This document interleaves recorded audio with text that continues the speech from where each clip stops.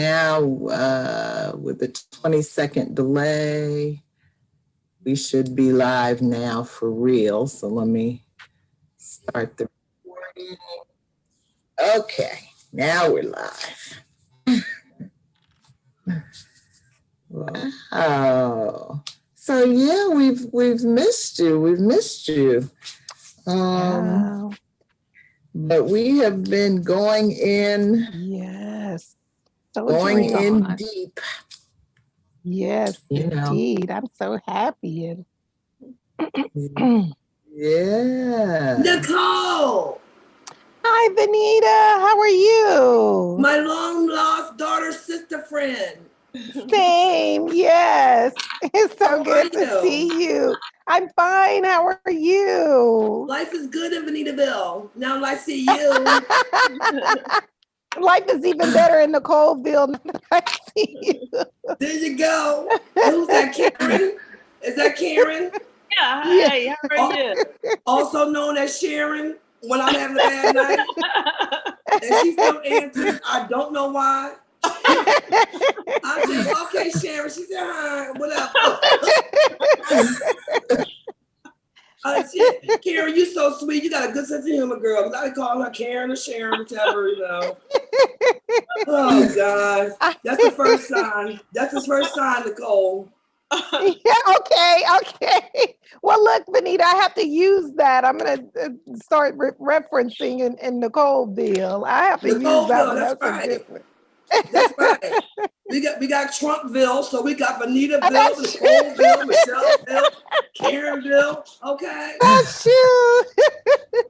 Are we doing Michelle election night check-in, or did we forego that this year, or what?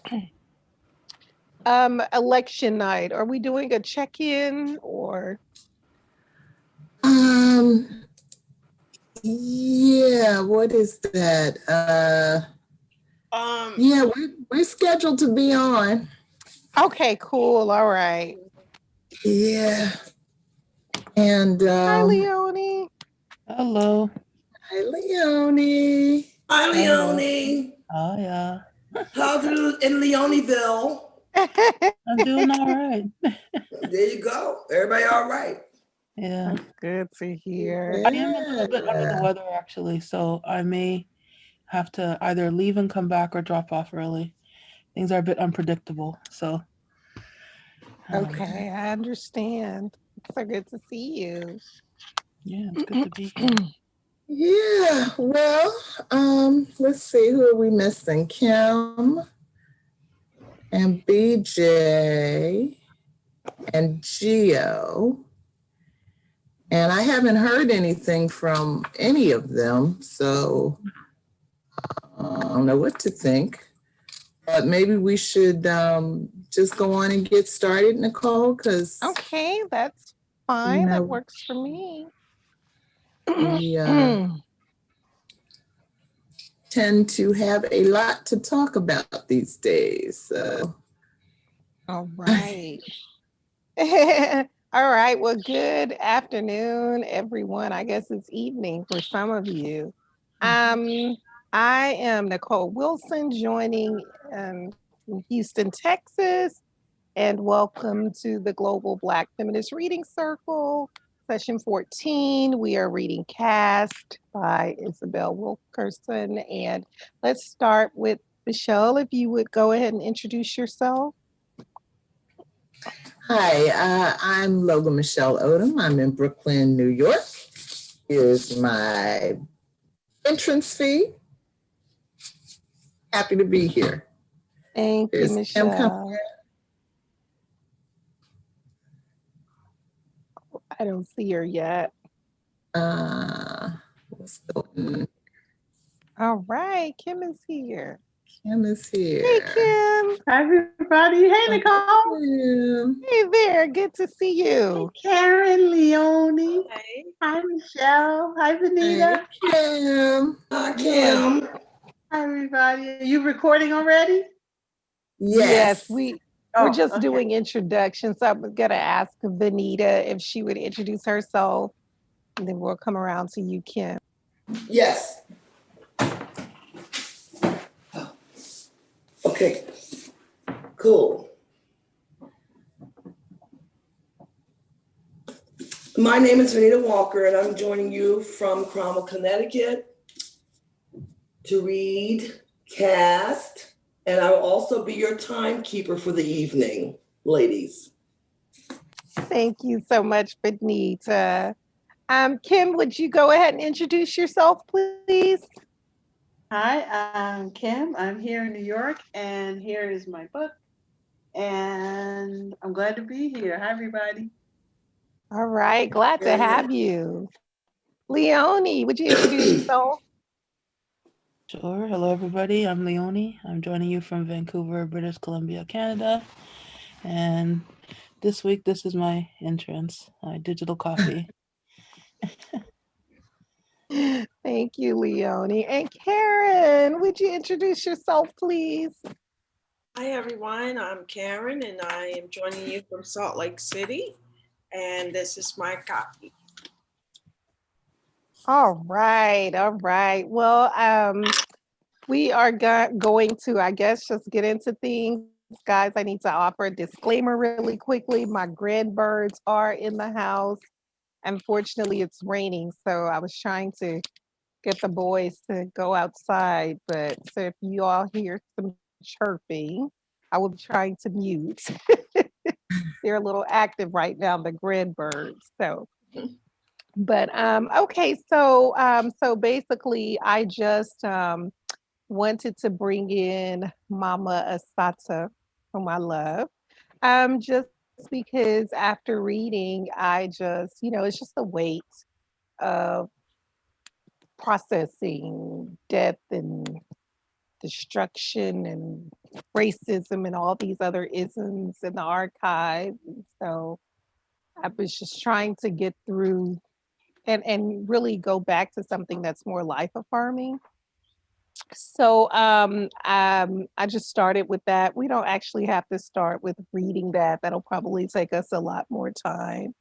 The poem Affirmation by Asada Shakur. So, but we could go right into questions.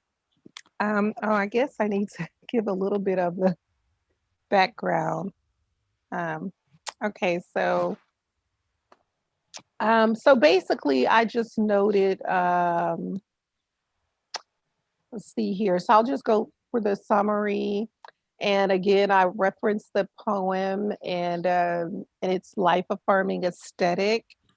And just really an offering to all of us, not just as an act of radical self care, but also because it kind of refuses death and all these other things that the book necessarily discusses. Um, so let's pause. And hi, BJ, would you go ahead and introduce yourself, please? I apologize. I had such technical problems getting in. No problem. I'm BJ Pete Graham. Some people know me as Janice. I'm in sunny Boynton Beach, Florida at 84 degrees. And it's been raining day and night for 7 days. Wow. Thank you so much. Thank you for being here. So we were just kind of looking at the summary and just kind of just moving through the summary. So Asada's poem is just life affirming. And let's see here. And I also said, and the repetition where Asada Shakur, I call it a life-giving rhetoric. And she keeps reminding us that, she says, I believe in living. And so also notice how Black life in the poem materializes in spite of structural oppression, extensive social, political, physical death, and getting us back to being front and center with Wilkerson's political thesis and Caste. I looked at just kind of two quotes. Wilkerson said the only way to keep an entire group of sentient beings in an artificially fixed place is with violence and terror, psychological and physical, to preempt resistance before it can be imagined. And as she also indicated, beneath each pillar of caste was a presumption and continual reminder of the inborn superiority of the dominant caste and the inherent inferiority of the subordinate caste. And so we'll just start right there.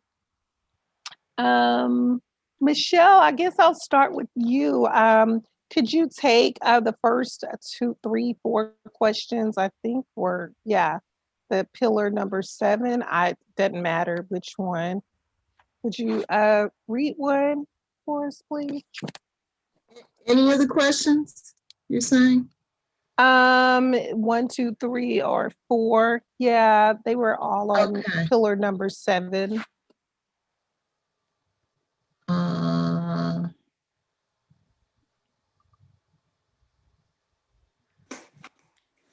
I think I look at question 3.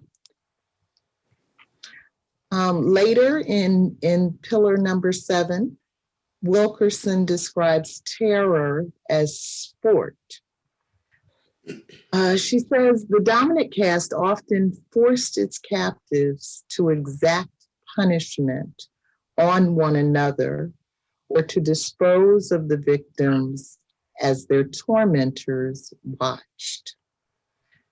Please provide contemporary and historical examples of this. Why might this be especially cautionary for Black women who, as Hortense Spillers says, are always already at the symbolic edge of their integrity?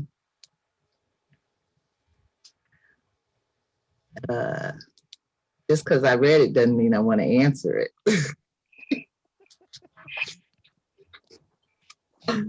Anybody else could take a stab at that one. Why y'all always want to make me start? I don't know. One thing though that this question kind of leads me to is, I'm always talking about revolutionary love leadership. And for me, that kind of grows out of negative experiences. I feel like in a lot of ways, we don't treat each other very well sometimes. And I think it grows out of this long history of having to do things to each other that are actually inhumane. But it being such a painful history that we never really want to look at it and dissect it and consider the long-term impact that it is probably having on the ways that we treat each other.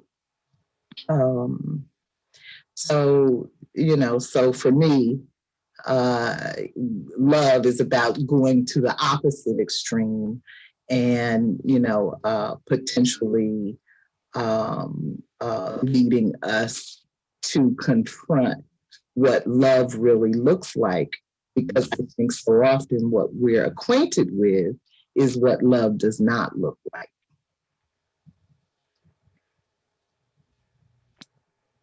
Thank you so much, Michelle. Yeah, I love that response. Wow. Anyone else? I was thinking too about just media and how we don't have to look, far, don't have to go far to see just so many examples of lower caste or Black people doing some of the most egregious things to each other. And sometimes it's called and considered entertainment. I'm thinking about the slew of housewives shows whereby these Black women are doing, just horrible things to each other, fighting, slapping, like literally bitch slapping each other. I guess that's what they call it. But and then to come back to what Wilkerson is telling us as what's at the root of this, what's the ways that power works. Sometimes it's just so invisible, and so those reminding me of when I see practices like that. That again, there's something else at the root of this. Something else has all to get kind of upended this, supported these practices, and then how do we go about disrupting that? And so that's what I was thinking through as well. And it's just a slew of those kinds of shows, and they're growing. So I was thinking through that. Mm-hmm. I want to add to that because I think we also can see it more vividly in television.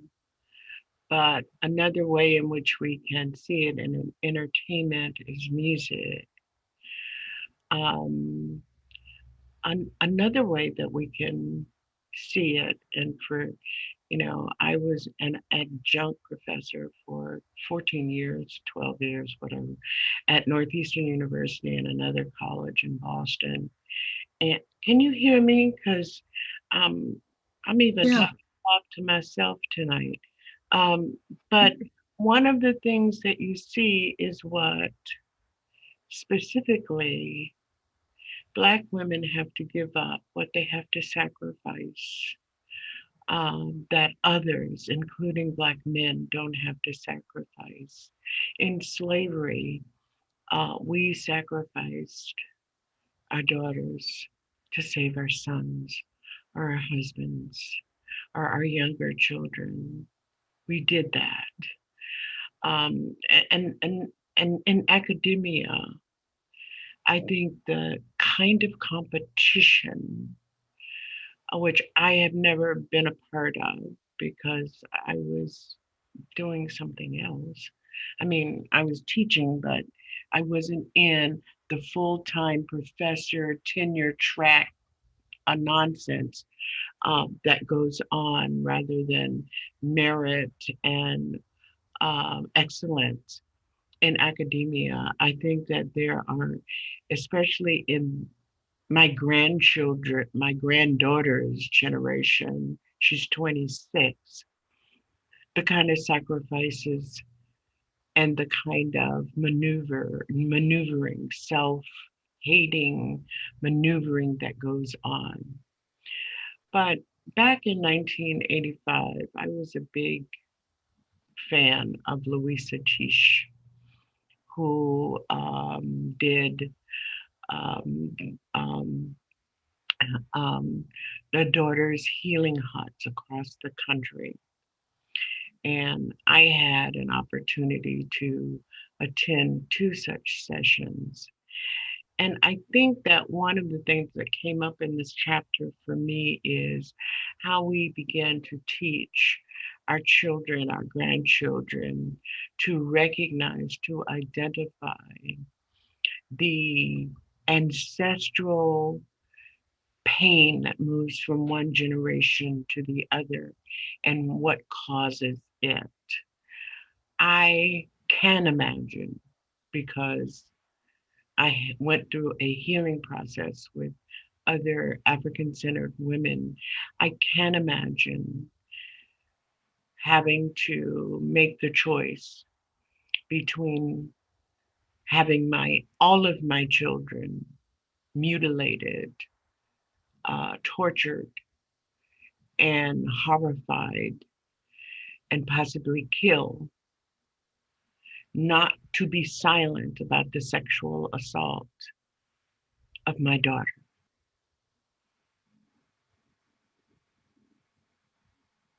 I see Venita giving me this. I know the mask. This is why I do radio instead of TV. But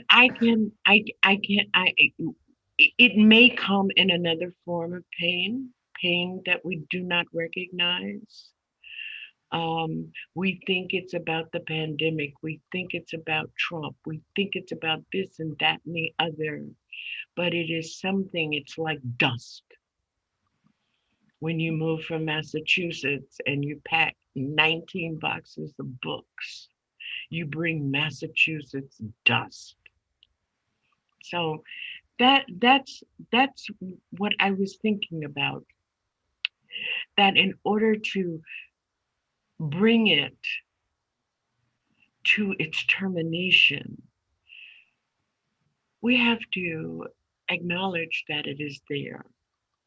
And I was very confused, Nicole, by the language of this integrity thing she wrote too. I didn't understand what that meant. Yeah, I could explain that to you.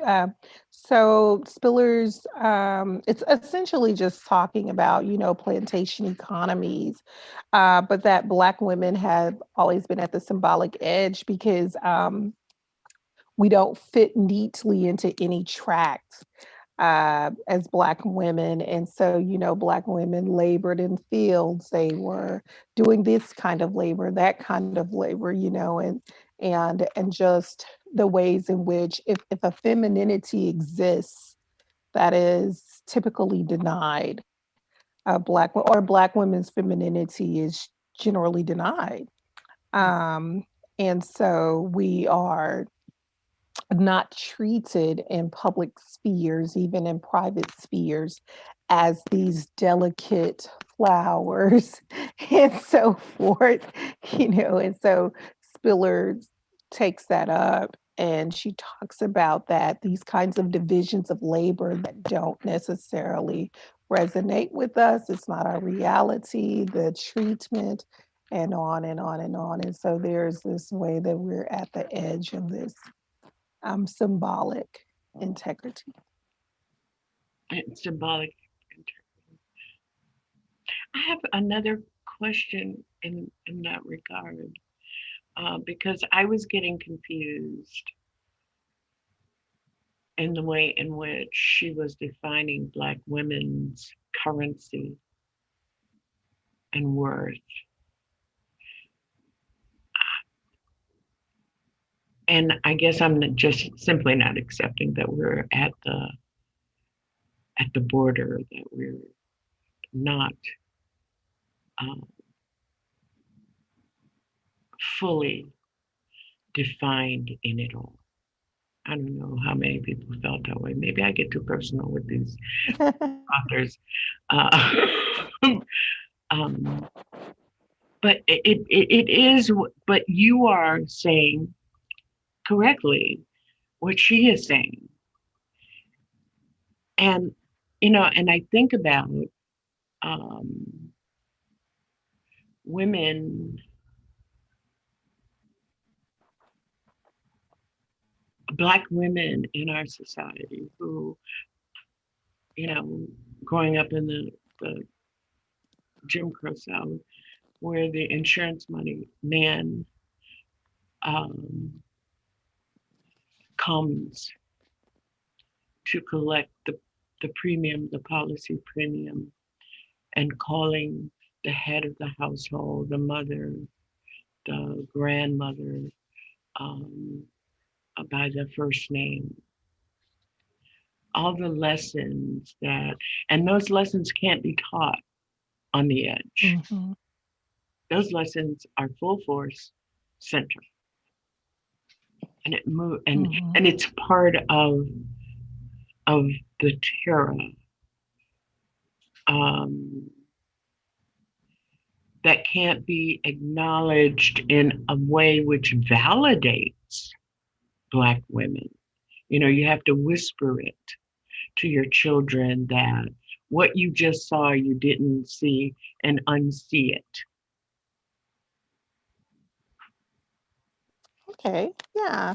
I think, well, yeah, what Spillers is really also getting at is she's really taking up what so many Black feminist scholars are saying boldly, is that slavery never ended. It was just living out the afterlife of slavery. It's ongoing for us. We are in carceral states. We are, fugitive beings. I mean, and so which, brings up like what we talk later about Tracy McMillan Cottom says, the institutions, we're weaving in and out. Sometimes we're chased out, we're pushed out. We're leaving to, keep some shred of our sanity. So, but thank you for that. That's very profound. Anyone else? We could go to another one. I think I I have think, something. I think that, Oh, go ahead, Leonie. oh, thanks. No, you go ahead, Kim. I guess I'll follow. thank you. The statement resonates with me in terms of a symbolic edge of integrity, because I just think that, to use BJ's example, that when you do send your daughter off to, be raped and to, because that's the price that you pay to keep the family members alive. I think that something happens within that daughter. And when that daughter raises a daughter, it happens within her daughter. And I think that if you don't find a way to heal that, and this country almost blocks that from happening. And I think this generation is probably one of the first generations who could unpack it and start to look at how all of the things are connected. And those sisters who don't want to unpack it, those are the ones who, in my opinion, are at the edge of their integrity, because the pain has to come out in some way, shape, or form. So you want to then give it to people who look like you, who other women that look like you. So that's why you can slap another Black woman on television and pull her blouse off and all of this stuff, because you have been taught to hate yourself. You hate your powerlessness. You hate your man's powerlessness. And you hate that nobody in this country protects you. So you're going to do whatever you have to do. And that is, for me, that's the point where you lose your integrity.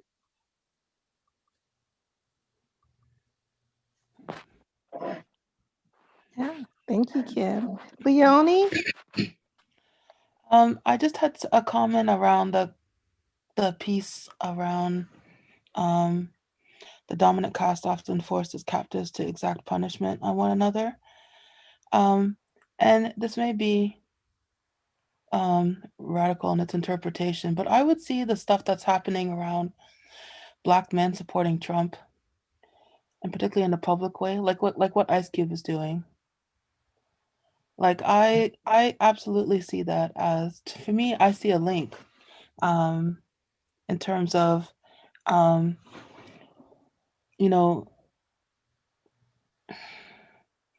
people like him are like worshipped like gods within some members of the Black community, and to have a man like him, and there's several others who are like him. I mean, like there's Kanye, but Kanye's crazy, so that doesn't count. Basically endorse in any way, or support in any way Donald Trump. In the same week that then Jared Kushner from the Trump campaign can say something like Black people just need to want to work, or something, whatever it is that he said.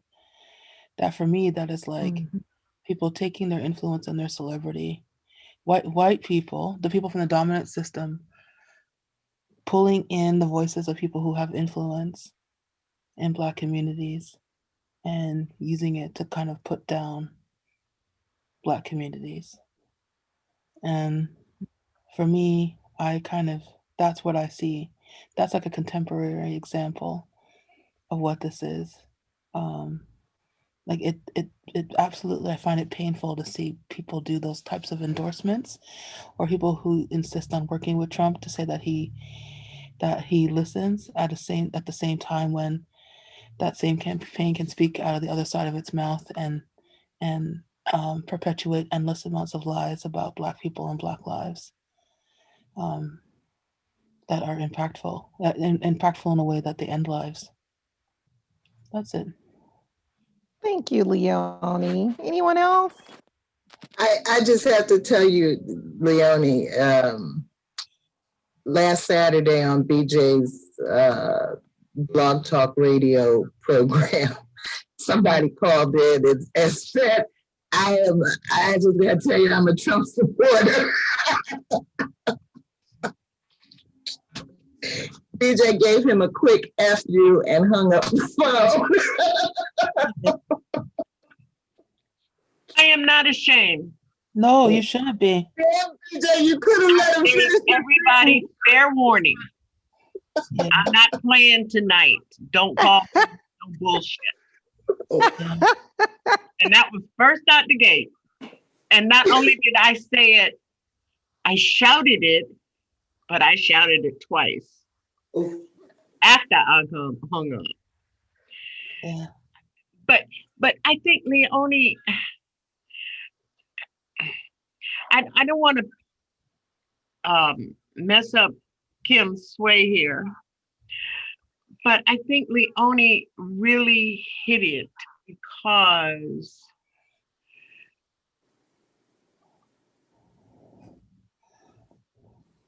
our sacrifice is different. It is deeper. I mean, I was one of the people way back in the 1980s on the radio saying this rap shit is going to cause destruction. We have enough messages to our children. Excuse me, Venita.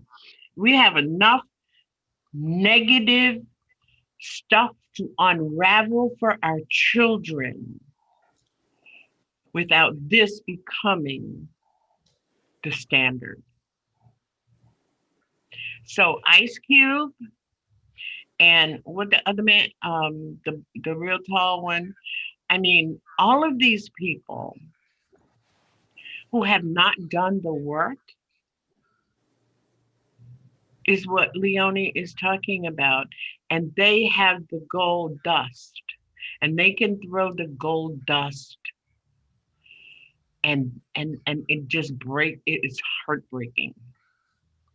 You know, Kanye is not all crazy. He ain't no more crazy than I am. Don't got no game. Yeah, I understand. Does anyone else want to comment? Karen? I just wanted to say, Karen, I'm sorry, go ahead. I think that when we have this discussion, it's really important to understand intersectionality. And I posted it a couple of days ago, an article, I haven't read it yet, that said the Black elite will not save us. And so when we look at people like Ice Cube, who have not done the work, as you said, BJ, in terms of being involved in social activism, or 50 Cent, or Kanye, and the others, we have to understand that they are a part of the Black elite, the Black wealthy, not elite, but the wealthy, right? Mm-hmm. And so they are, when they talk about supporting Trump or being with Trump, they are in line with their own class interest. And so they might not have the historical understanding and connection with social activism, and they are the nouveau rich, but they are in line with a certain class aspect. And I think that's important to understand, is that all our skin is not our kin, because we have to understand how intersectionality gets played out in that. When we also, and so that's why we're seeing what we're seeing with people like Ice Cube and 50 Cent, et cetera. On the other hand, we could see people like LeBron James, who have a social justice consciousness, right? And so I think that one of the things that's important is not always necessarily, oh, you're not with Black folks. No, he's with his class, wealthy class folks. And then when we talk about be the Real Housewives franchise, etc. It's the same thing. It's these women. We live in a society that is patriarchal, that is misogynist and sexist, and so women internalize that. In a sexist, misogynist, patriarchal society, internalize the hatred that is put out there. And then when we see women like the Real Housewives of Potomac or the Real Housewives of Atlanta, that's the Black franchises, we're seeing women who come from a certain class background, who are about their class background, but also about promoting, who internalize misogyny and sexism and patriarchy, but also promoting sexist and racist tropes about Black women as a way to accumulate monies. Yes. And I think that, of course, they're very, and so then when I see those kind of women, I see them as clowns. I don't see them in line with the struggle. Right?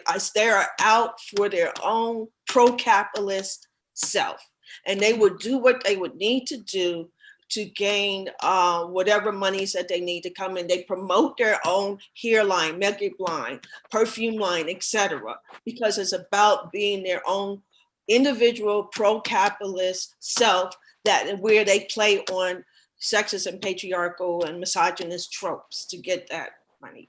So I think that they are they're problematic, and we can't expect them to be a part of the struggle, right? But here's part of the problem, and I don't want to make this a political thing, Nicole, is shut me down when you get ready. You can shut off my microphone, everything. But I just want to throw this in. We have to also recognize what Wilkerson has established in this book is our understanding of how this gets maintained. And it is maintained by, my information might be old, Sony and the capitalist system that recognizes the value to them of having destruction, maintaining the dehumanization and the destruction of Black people for their benefit. I get very, very concerned when people who are not understanding what Ice-T is doing and what the other people that Karen just said, that other person, 50 Cents and all those people, but they will criticize Black people who are working in the House of Representatives, in the Senate. They will criticize Barack Obama as one of the worst people that ever walked the earth. But they are not talking about the people, other people in that elite class that they keep talking about, because sometimes I don't know what they're talking about. Anyway. Thank you, VJ. Kim, did you have a comment to make? Kim? I just wanted to add that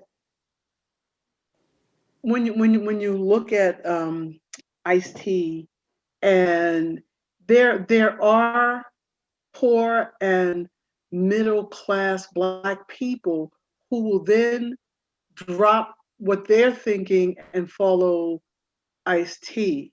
And so I had a conversation with, I thought someone who was a little scary sometimes, but I never thought that he would fight for what Ice-T to be align himself with Ice-T.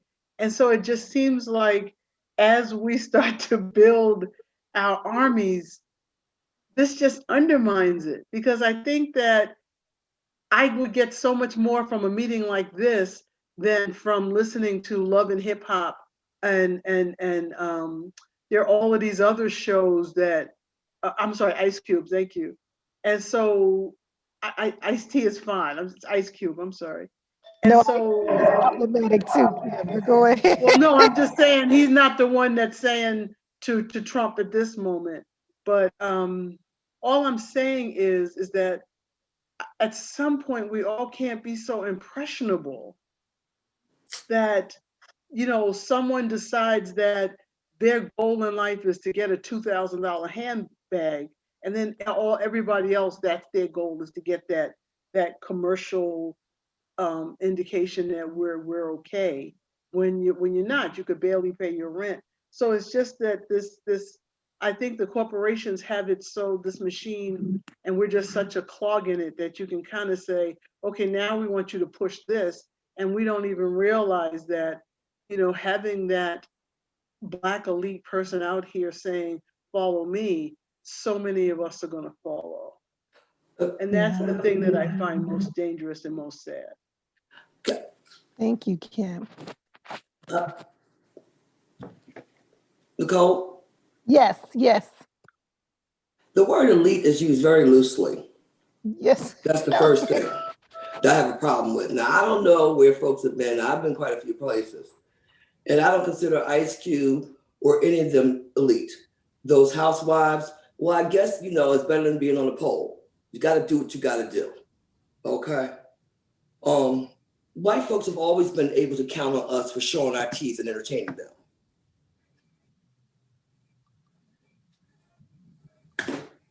Yes, thank you. They've always been able to count on us to show our teeth and entertain them. Yes. And to make them wealthy in the process. Remember, you know, many years ago, a lot of Black folks here were struggling to be the entertainers they wanted to be, and a lot of them moved to Europe.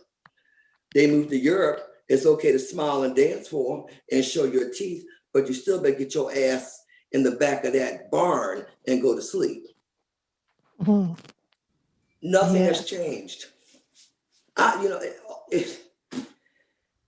And those three, they don't even count. That's what I'm saying. You know, the word elite and Ice-T, you can't even put them in the same, you know, elite in any of them.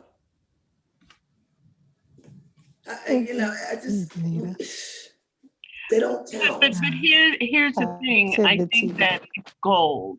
I think it's the glimmer of gold that these people are able to.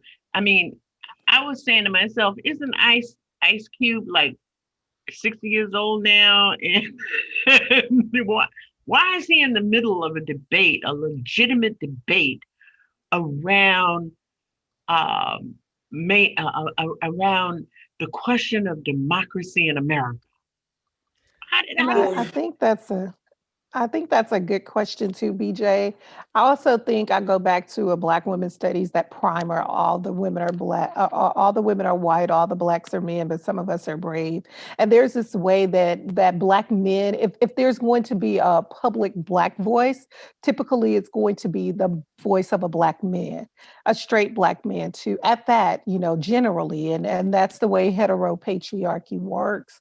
I even think about even with queer Black people and movements with the movement for Black Lives or Black Lives Matter, whatever we want to call them, you know, a lot of the women, the founders were saying, yeah, you know, D-Ray gets all the press, all the interviews, all the money, essentially.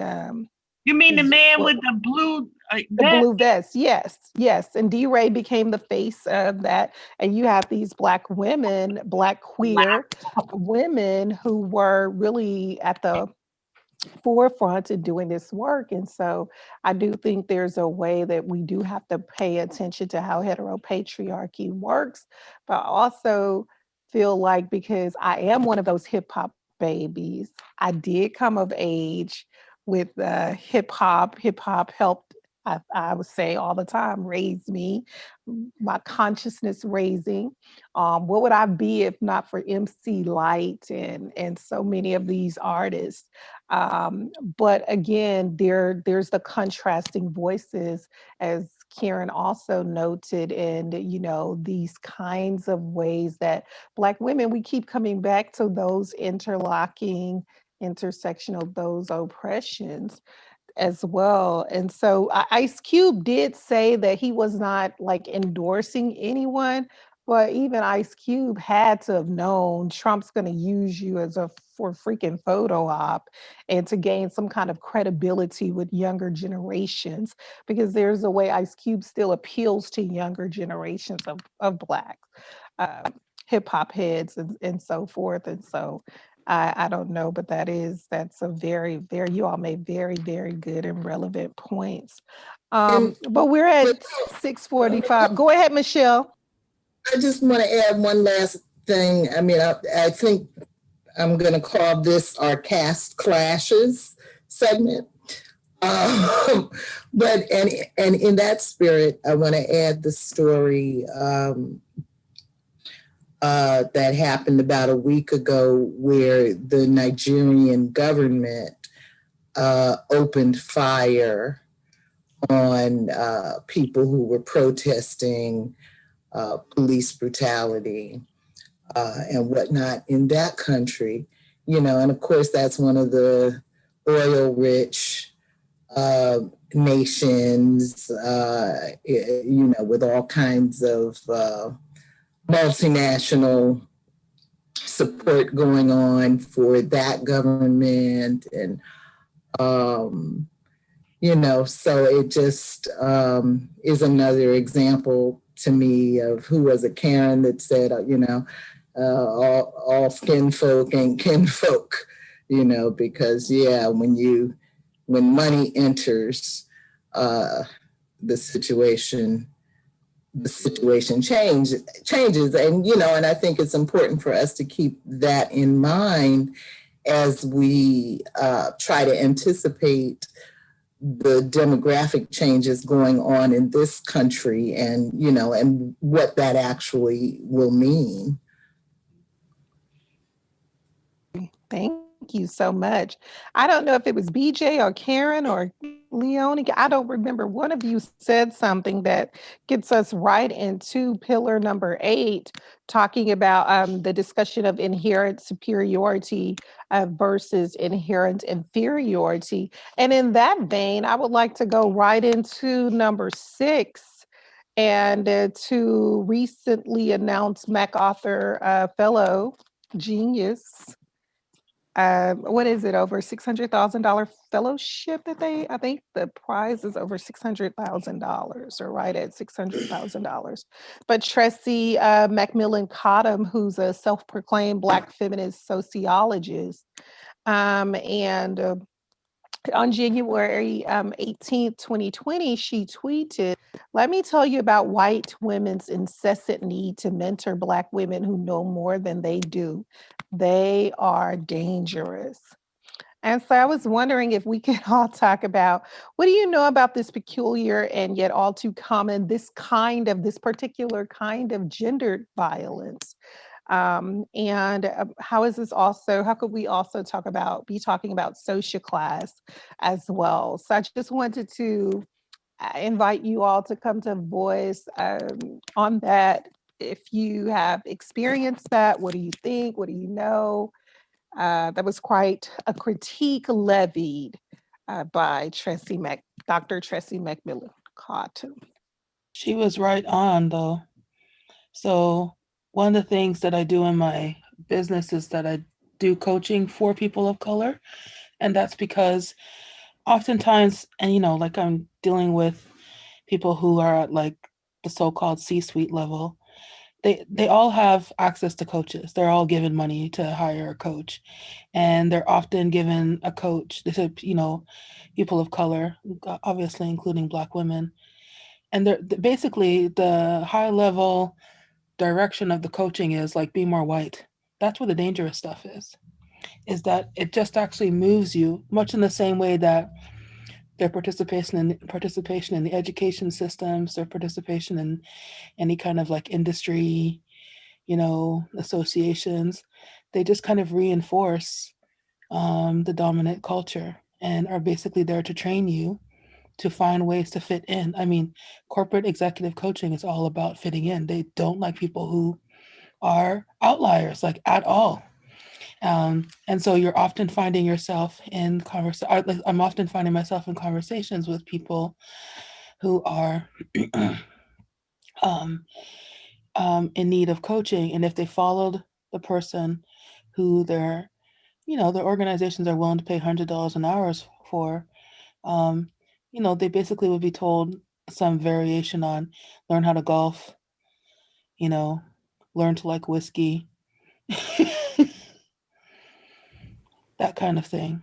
So she's absolutely right. It is dangerous, and it's how that Black elite came about, right? Yes. Because somebody needs to write about the impact of how historical Black colleges started off with white money and white mentorship, and how that has shaped academia in those institutions and who it produces. Wow, that's a government robust narrative there, Leonie. Are in private companies. I'm recently retired, and I did an awful lot of interviewing with people coming out of law school, coming out of public administration master's programs, coming out of business school. And I went to business school so long ago, it didn't even matter. They told me I shouldn't put it on my resume that whatever, but anyway. Part of that dangerousness, Dr. Ray Wimbush and I, for many years, way back in the 70s, 80s, we used to talk on the phone every night. I did not have a love affair with Ray Wimbush, so don't start at L. Michelle. But anyway, okay. One of the things that was a magnet to our relationship was our understanding of how dangerous white women were. To the extent that we used to say that they are the most dangerous human specimen on the planet. White women who are cultured in the United States of America, because their entitlement is a whole different universe. It has no boundaries, because it's not specified in the same way that white men's boundaries are specified as they grow up. So when this young woman, I saw this a long time ago, I don't know when I saw it, I really had to weep. I'm always crying about something, but I really had to weep in gratitude that we have young Black women thinkers in our community, in that generation, who understand this. Thank you. Yeah, thank you so much for that, BJ. Wow. Anyone else? BJ, I guess I was going to ask you to just kind of quickly clarify. You were saying when you saw that Tressie McMillan Cottom, tweeted that it was okay. Yeah, I got you. Even before she was Cottom, I was following her, and then she got married, got promoted, and all kinds of stuff. Divorced. Yeah. Lost a baby, and so much. Anybody wants to call me and have a conversation with me, I have a classic example that's been in my life for the last 25 years. Classic example. Who used her white femaleness as a currency, but could never recognize that other people earned their defined currency. I'm always saying, but anyway, you can call me, and I'd love to talk about it, because I always need to get it out of my system. And I mean, I was a corporate about to be promoted to a vice president in a Fortune 500 company, and a white woman who worked for me, told me that she needed to explain some things to me. Oh. With probably around 15 years less experience than I had. You can call me. Thank you. I should Thank write. you, BJ. Y'all stop telling me I should write a book. I need to You should. go to women. You should. Anyone else want to comment? I think I was especially drawn to this reading Caste and just thinking about, really what's happening, the conditions of our time. I mean, we talk about these crazy white men and Trump supporters, but we have to be very clear. Lots of white women also put that vote in for Trump. And I'm just thinking back, I'm considered Generation X. And so, I like how a lot of younger Black feminists, like Brittany Cooper, I don't know, should I say younger? I mean, she's like late 30s now, but Brittany Cooper and others who are just being very vocal about those ways that they are not going to show white women a deference. And I think often about what happened, how that shapes and influences their careers, and to also pay homage to older generations of Black women who, academics especially, I think I'm talking about, to be clear, who had to play those games, whose gains have made it possible and opened additional doors for younger Black women academics like Cooper and so forth. And then, of course, it's all generative because what she does, other even younger Black women are going to benefit. But I just love the way that Tressie made it so public. And even then with that tweet, you had some of them still trying to explain and not look so bad. So do we, ever get away from that? And I think we can just kind of close out, just kind of thinking through, this notion of thinking through inferiority versus superiority. If you had anything you wanted to add, and then we can close out with the Elliott experiment. I'll mute and whoever wants to talk. I do. I just wanted to add most of my experience, of course, is in nonprofit management.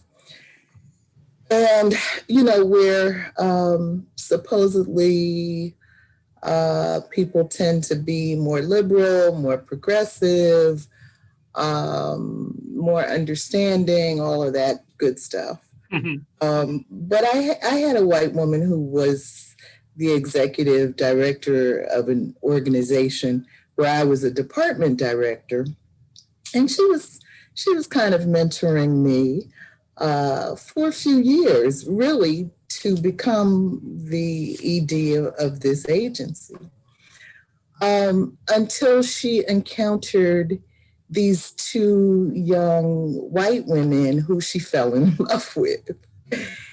And so she put one of them in my department, and she put the other one in another Black woman's department. And she just began a process of really undercutting us in every way. So, for example, we could be in a meeting, and I would say, the sun is round, crickets. This white woman would say, the sun is round. Oh my God, that's the most brilliant thing I've ever heard. Did you hear what she said? She said the sun is round. And it just kind of, was like that. The other thing I wanted to add to this discussion is the lack of judicial experience of the new Supreme Court justice. Serena Joy.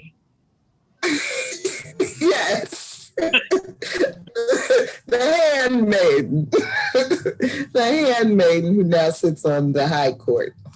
And, you know, and that's just kind of how it goes. You know, we bust our ass big, twice as good and all that nonsense, getting all of this preparation and education and experience and yada, yada. And, you know, and we're still told, well, that means now you get to carry the glass and the pitcher, you know.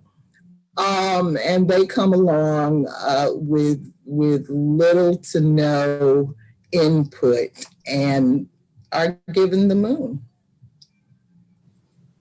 I have stories to tell, but I cannot do that with it being public, this book club. But I have some stories to tell. And I often think about other things. Well, in my present job and situation, you can imagine.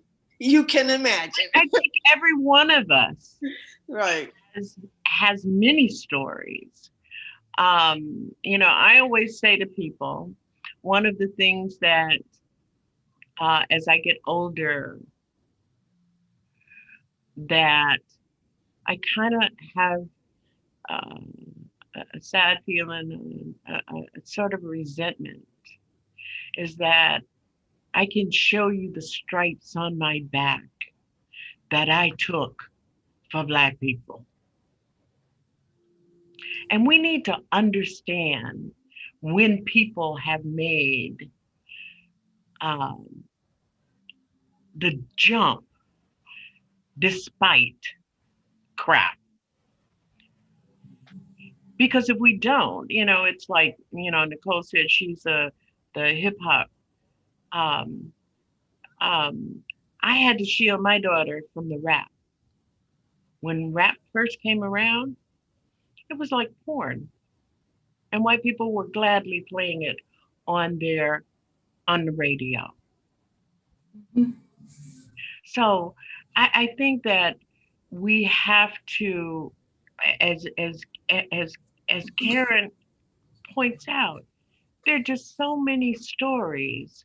And in our collection of the stories, because lots of people have interviewed me, and I've told some of these stories. I mean, I'm 70 years old. I got a lot of stories. But people have to have an appreciation for what the resistors, I guess you would call them, the resistors who will not be silenced, who recognize that what has happened to them is part of this system, you know? Like I have a lot of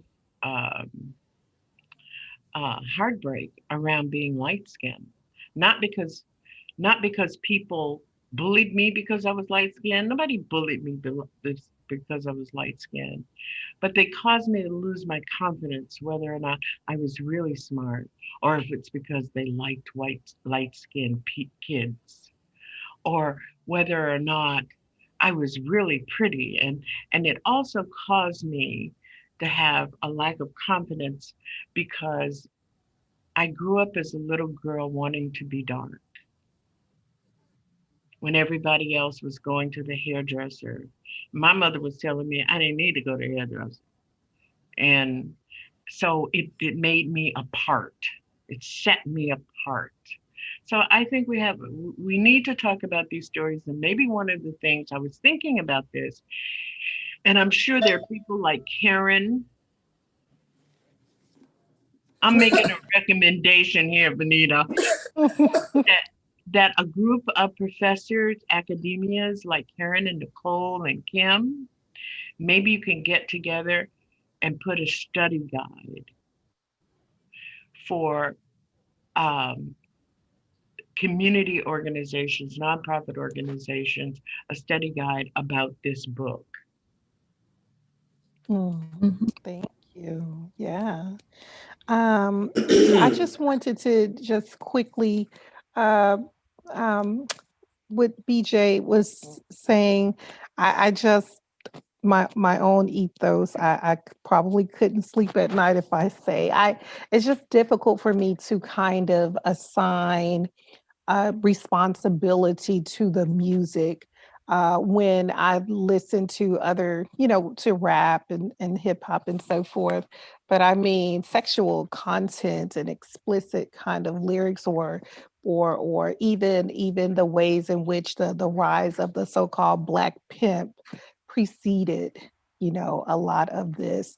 So I think it's so difficult sometimes, and that's the way power works, because power is invisible. Like, we can get to specific people and we can blame those specific people, but the real folks with the power, they're pretty much invisible for the most part. And it's difficult to get to them. So when we say corporations, okay, who are we talking about? When we talk about, I mean, even in the various institutions, and it's a reason why it works that way. I mean, it's structured, it's designed to work that way. And so I just want to, kind of, I'd have to just say that, because it's just so, this is so huge. It's all encompassing. And I think, in the difficulty for us as Black people is that once we think we figured one thing out, here we go again. So that, this is again, going back to what Spillers and so many people talk about: captive flesh, captive bodies, captivity. Folks are always trying to put us right back in captivity, bring it, this afterlife of slavery. So okay, I just want to open the floor. Is there anyone else Nicole? who Yes, has a comment? Yes, I just wanted to read the comment again. Let me tell you about white women's incessant need to mentor Black women who know more than they do. They are dangerous. And I think that I'm at a point where I think this group can help me, that I refuse to be mentored by people who are not where I am. If we are not peers, then I want nothing to do with you. I don't want you to reach down to help me up. And if you're uncomfortable with me being at a point in any way that I have more to offer than you, and you still want to act like you're here for me, you're the big white female god, then I just have to move on. I really do. And I don't think it should be such an all or nothing thing, but that's the best I can do for now. And 2 years ago, I was with a radical group, and what we did was we put together this workshop, The Myth of Race, the Reality of Racism, and it was outstanding. And we took it from here to Baltimore, and one of the women who, and when we first started, I admired her, but then I started to realize that she needed to treat me as if I was subordinate. And then at some point, she started to talk about the fact that I was mean. And then here came the white girl tears. So it would be wonderful to think about collecting little tidbits on how to deal with these women, how to be in organizations with white women who when they are with their husbands, they are one person, but when they are with you, they are someone else. And it's difficult. And I think that's why so many white women voted for Trump, because at the end of the day, they know where their power lies. But then at the same time, they want to prove that they're big into charity and big into social justice.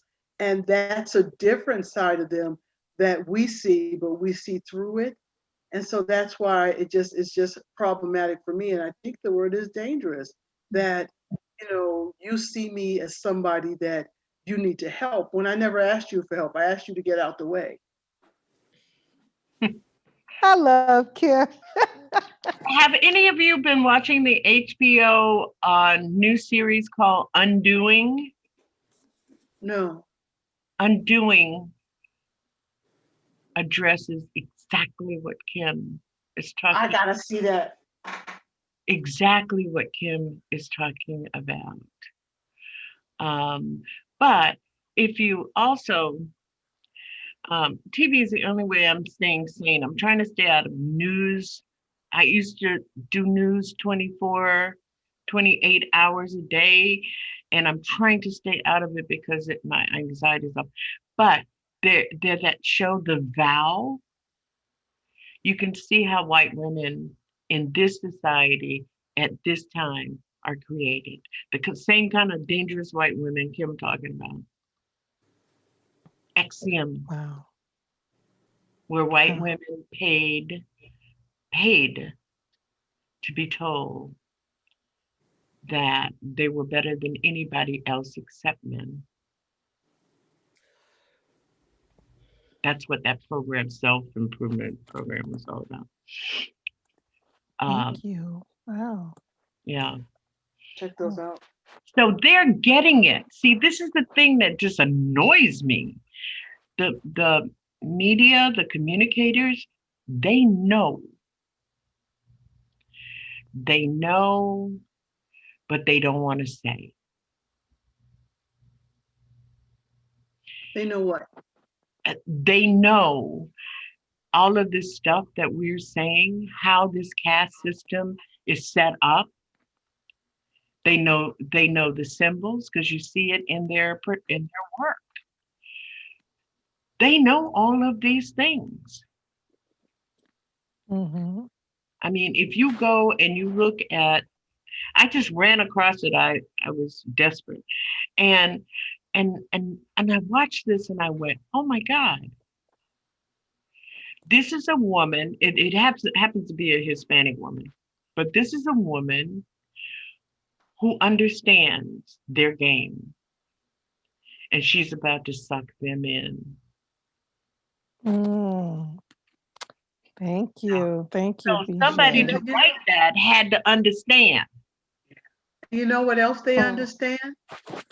They understand that the time and the change is coming. So true. Yeah. I keep Thank you. thinking so I can stop smoking and I'll be around to see at least a little bit of it, Michelle. When you talk about that you're following what's her, Tressie McMillan Cotton, that's a part of that change. I think that they're yeah. You're right. And it's so appropriate when we think about this notion of inherent inferiority, because I mean, that is what's happening at the core of this, is that there's this idea, this notion that Black people are already dumb, they're ignorant, they're not smart, they're, I like I've shared with you all several times, I had students, this is a freaking introduction to English, like rhetoric and composition class. Like this is the first class, a gateway, like the first class you take in college, but they will be going to the writing program administrator on, reporting me. Or one young man had bullets on his works cited page, and he told me, no, you have to be wrong. My high school teacher told me. I was like, no, there are no bullets on your work side.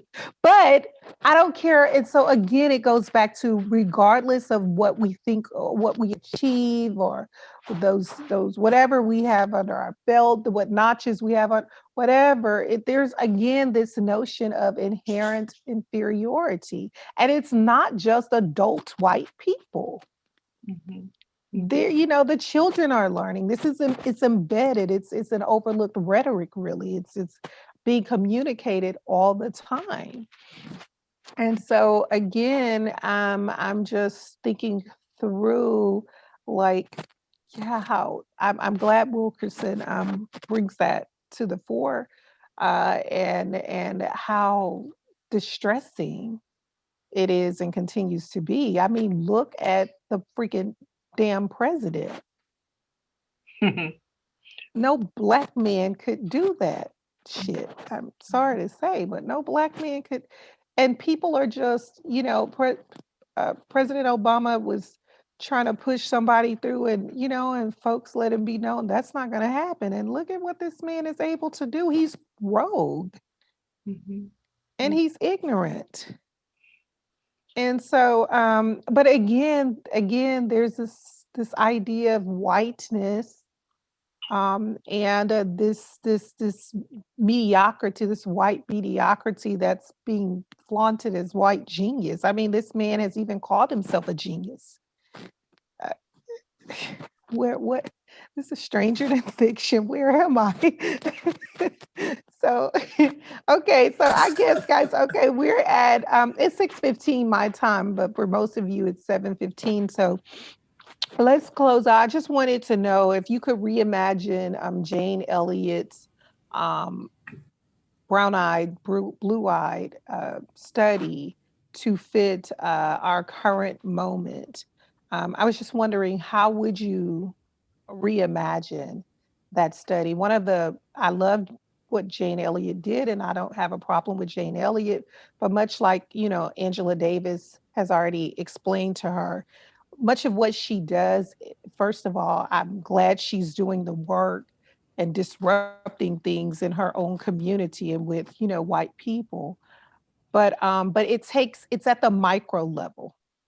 And we know that much of what we are contending with is occurring, macro, meso, beyond, at the micro level as well. But so to me, I have no faith in you thinking you can change individuals' minds. And I do appreciate she started with the children because I love the babies. But I want to really attack power. I need to get to those other pockets. And so that's one of the things that it totally bypasses institutional power. She could have taken on the curriculum. She could have taken on there was so much. And I mean, in a component of what she did is curriculum work, but I mean, she could have really put her teeth in the curriculum or the white power structures that are even at the schools that she's been, whatever. So I just wanted to know what you all thought and how you would reimagine that if you had that opportunity. How would you reimagine that study? Right, I'll mute. I don't have an original thought on this, but I did post the discussion between Cornel West and Trisha Rose, where they interviewed Jane Elliott. And one of the things that Cornel was pushing on was the long-term impact. He got that, people felt bad in the moment, but it wasn't clear that, a year from now, 5 years from now, 10 years from now, they had retained that lesson. And Jane didn't really seem to have the data to kind of demonstrate that the lesson held. And so I think a longitudinal dimension added to that experiment would be good. Thank you, Michelle. Wow. Karen, thank you, Michelle. Yeah, so when I looked at that study, I look at the context in which she lived in terms of time and region. And I think that for that time in that region and that population, that was a start. I haven't followed her life work. I haven't seen whether or not she's made changes or what she have done with regards to that during that time frame. But one of the things that I do want to talk about, and I want to pick up what Michelle said and what you asked, when we look at, for example, ethnic studies programs or college of ed programs that have curriculum that look at multicultural ed or culturally relevant pedagogy, I think the key thing is to look at those kind of studies to see how are they impacting how teachers, particularly white teachers, work with students of color or other marginalized groups? How are they retaining this information? Are they just doing surface kind of stuff? Are they being trained in teacher-ed programs to do surface stuff? And so that's the real impact, is how these teachers are retaining and understanding the work. Are they on the ground engaging in some serious work as relates to social justice, diversity, equity, and inclusion, not only in their own lives, but also in the lives of the students in which they're working, also in the lives of their own colleagues at a school system. I think that's one place, as someone who teaches in the College of Ed, that's one of the ways in which it's important to measure. And so the research reveals that it depends on the kind of teacher ed program that they have, whether or not it has an impact. So we lost Nicole. So that's how we have to look at it. Just doing little experiments in the classroom may be cutesy, but it is important, like Nicole said, that we have to get at the root of oppression. And it has to be ongoing levels of awareness that moves towards change. Mm-hmm. Let me just say, I spent many years being trained as a trainer and training other trainers. And one of the things that I had thought about in my liberation work is that, and by the way, I met Jane Elliott when she first started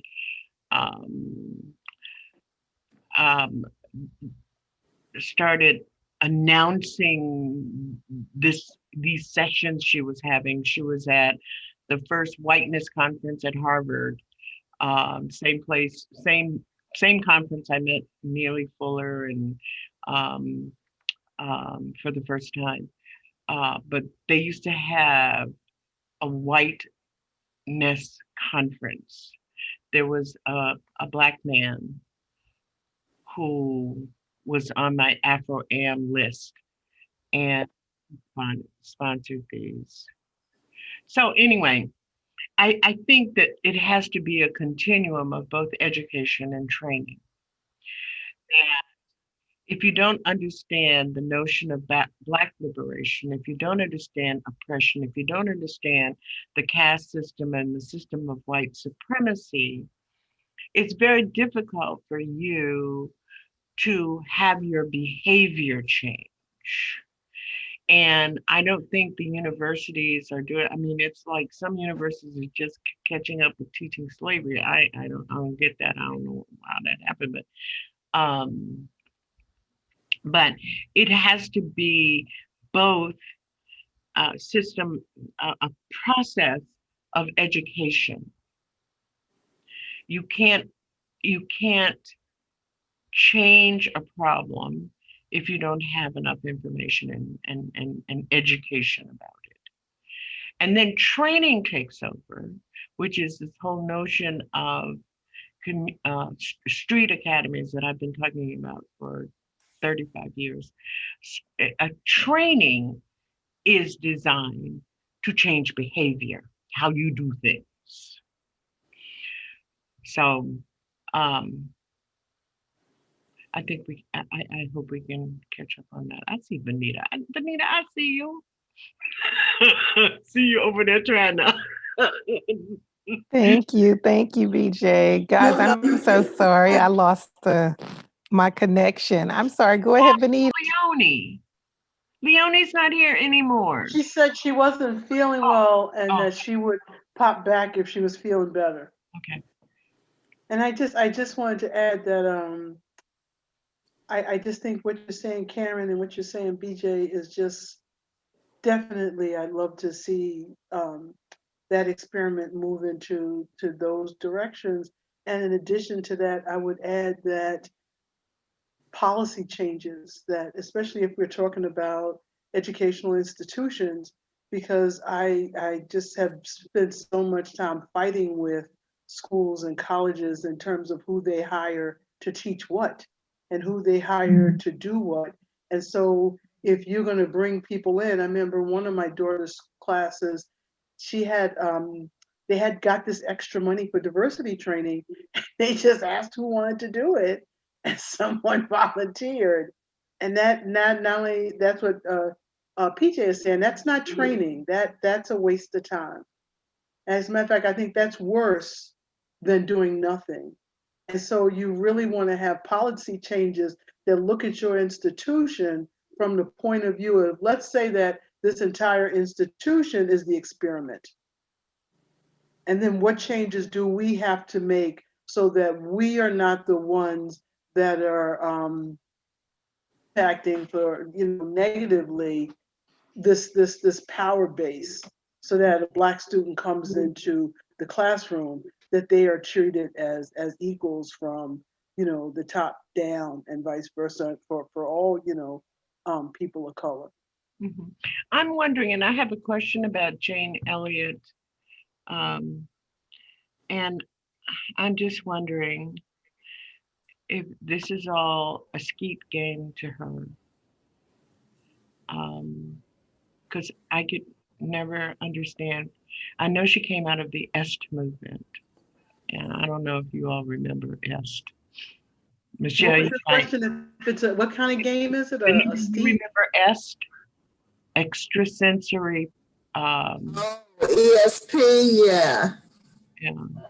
So I know she came out of that movement because I questioned her when I met her.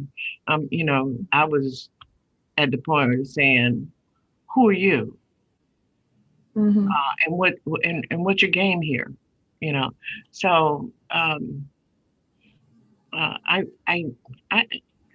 so I'm wondering if we didn't hear her voice 2 weeks ago when there was an executive order from the President of the United States, which ceased and terminated all training having to do with race-based employment issues and discrimination. Well, one of the issues too, I believe, is that we have to look at funding sources as well. And so when folks can do this independently, which is why I'm, it's still the capitalist kind of spiel, and kind of still a capitalist ethos. But I'm happy that a lot of Black women academics are starting to offer classes. They're using technology, and you pay sis. I mean, Alexis Pauline Gumbs is one. I've taken a couple of classes with her, and you pay her, and sometimes it's mostly sliding scale based. I mean, she's a bona fide, brilliant academic, but she's taking her knowledge outside of the institution, the brick and mortar institutions, and she's creating her own, if you will, micro institution. And you have Venus Evans Winters, who's doing that. So many of them, they're starting to say, hey, you take this class from me, you could pay $60, $70, $100, whatever their fees are. But Jane Elliott, to my knowledge, is independent, and so whatever Trump does, that's her own business. That's not, in fact, she probably stands to make more since he's kind of business friendly. So, but it's for those who are in the institution, so embedded in the institution, that's a problem for them, that, Trump has railed against critical race theory and diversity trainings and so on and so forth. This is why so many Black women educators were trying to keep their schools back in the early, at the 20th century. They wanted independent schools. They did not want white influence. They didn't want the funding, but, alas, it always happens, the trickery, the dependency. I'm sorry, go ahead, Kim and Karen. I'm sorry to interrupt you. I just checked that Jane Elliott is going to be 87 this coming month. So I don't know but I still don't remember her having a big voice, when she was 77 or 67 in terms of policies. But, and I love what you're saying about independent schools, And they were so successful. The Black independent schools were so successful until they had to find ways to shut them down, because we were producing these brilliant children who were not brainwashed.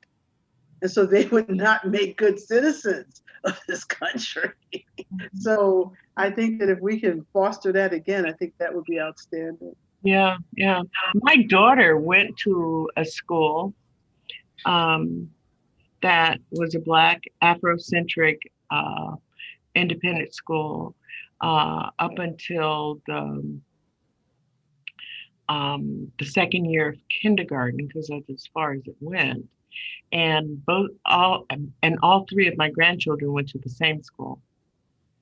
And they were always after them about inspections, health inspections, and this and that and the other. And we happened to live down the street. The whole neighborhood took care of the school. And actually, they bought our house when we moved to Pennsylvania to expand the school. And it's just a beautiful story of how Angela and Joe Cook in Boston built this school just for the neighborhood kids and their kids, because they had a whole bunch of them, and held on to it for over many years. Oh, wow. Thank you. Wow. Anyone Tell else? one quick story. Nicole, Michelle, you want to say It's something? still open. It's still open. There's still. Yeah, I just wanted to add another spin on redesigning another version of the experiment. To me, essentially what she's doing, more than teaching about race relations, is teaching empathy. And I think that empathy it's almost like a rare sighting, it feels to me. Yeah. In our modern culture. And so to me, all of the things, all of the sort of modern day challenges that we have could be so different if there were more empathy in the culture. Like, I think it was Chuck Schumer that said regarding a handmaiden on the court, was saying to Mitch McConnell that, if Democrats ever get power again, you guys have forfeited your right to tell us anything about how to function as a majority. But I'm saying that the bottom line is, if you don't understand what it feels like to be in somebody else's position, then it seems there's nothing that stops you from trampling on them in any way you can. And so, so I don't know how we increase the empathy. I mean, I think initially what we have came out of our moral perspective, our religious background, and to the extent that morality did not get replaced by ethics. And so there's a huge vacuum going on there. A great point. Great point, Michelle. Yeah. Nicole, we lost Nicole. Did we lose Nicole? It's 7:34. Sorry, guys. I'm here. I'm sorry. I didn't know if Karen or Kim had comments. I'm sorry. I didn't know if you guys were closing out. It had any closing comments? Karen and Kim, I thought you guys were trying to make it. No? Okay. All right. So just to remind you, Karen, you're up next week. Okay, I'll be quiet. Okay. Venita? No, I'm all set. We'll keep it moving. Okay. So Karen, if you manage to get your questions to me sometime on Monday or early Tuesday, I'll get them prettied up. Oh, okay. Sounds good. Thank you. Okay. Well, guys, thank you so much. This is always so refreshing and life-giving, life-affirming. Nicole, we've missed Yeah. you. Yeah. Missed you guys too. Uh-huh. It's been tough. It's been a crazy semester. It's so good to see you all.